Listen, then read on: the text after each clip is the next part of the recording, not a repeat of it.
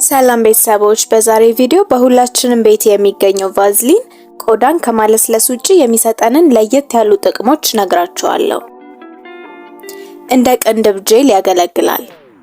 ቅንድባችሁ እየተንጨባረረ ካስቸገራችሁና የቅንድብ ጄል ከሌላችሁ ቫዝሊን ስራውን በአግባቡ ይሰራል። ቅንድባችንን በስሱ ቫዝሊን ተቀብተን ስናበጥረው እንደ ጄል ስለሚያገለግል ለሰዓታት ቅርጹን ጠብቆ ይቆያል። ሜካፕ ማስለቀቂያም ይሆናል።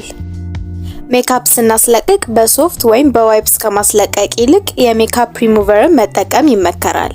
እሱ ከሌለን ግን ቫዝሊን ፊታችን ላይ አድርገን ስናሻው ሜካፓችንን ሙሉ ለሙሉ ያስለቅቅልናል። ከዛም ብጉር እንዳይወጣብን በሳሙና መታጠብ አለብን። ሽቶ ለረጅም ሰዓት እንዲቆይ ያደርጋል። ቆዳችን ላይ ሽቶ የምናደርግ ከሆነ ከመቀባታችን በፊት ቆዳችን ላይ በስሱ ቫዝሊን ተቀብተን በላዩ ላይ ሽቶ ስንነፋበት ሽቶ ቫዝሊኑ ላይ በመቀመጥ ለረጅም ሰዓት ሳይጠፋ ይቆያል። ሽፋሽፍትን ያሳድጋል። ሽፋሽፍታችንን ለማሳደግ ግዴታ ካስተር ኦይል ብቻ መቀባት የለብንም። በቀን ማታ ማታ ሽፋሽፍታችንን ቫዝሊን ስንቀባው በደንብ ሃይድሬትድ እና ለስላሳ ስለሚሆን ብዙ ሆኖ እንዲያድግ ይረዳል። ጥግ የሚወጣ ጥፍር ቀለምን ለማስለቀቅ። ጥፍር ቀለም ስንቀባ በጣም ከሚያናድዱ ነገሮች ውስጥ ወደ ዳር ጥፍራችን ላይ የሚወጣው ቀለም ነው። ይህንን ለመከላከል ጥፍር ቀለም ከመቀባታችን በፊት ቫዝሊን የጥፍራችን ዳር ላይ ብንቀባ መጨረሻ ላይ የሚነካብንን ጥፍር ቀለም በቀላሉ ለማንሳት ይጠቅማል። የፀጉር ቀለም ከቆዳችን ላይ ለማስለቀቅ።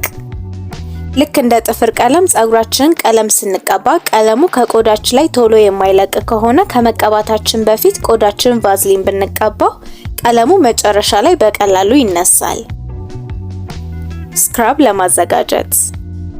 የከንፈር ወይም የሰውነት ስክራብ ለማዘጋጀት ፈልጋችሁ የኮኮናት ወይም የወይራ ዘይት ከሌላችሁ በቀለጠ ቫዝሊን መተካት ትችላላችሁ። ይህም ቆዳችንን ሳያደርቀው በቀላሉ የሞተ ቆዳችን ለማንሳት ይረዳል። መንታ ጫፍን ለመከላከል። ጭቃ ቅባት ከሌላችሁ ፀጉራችሁ መንታ ጫፍ እንዳይወጣ ጫፉን ቫዝሊን መቀባት ትችላላችሁ። ከመቀባታችሁ በፊትም ፀጉራችሁን በውሃ ማርጠብ አትርሱ። እንዲሁም ከፊት ለፊት የተንጨባረረ ፀጉር ካላችሁ ትንሽዬ ቫዝሊን በእጃችሁ አድርጋችሁ ፀጉራችሁን ማስተኛት ትችላላችሁ።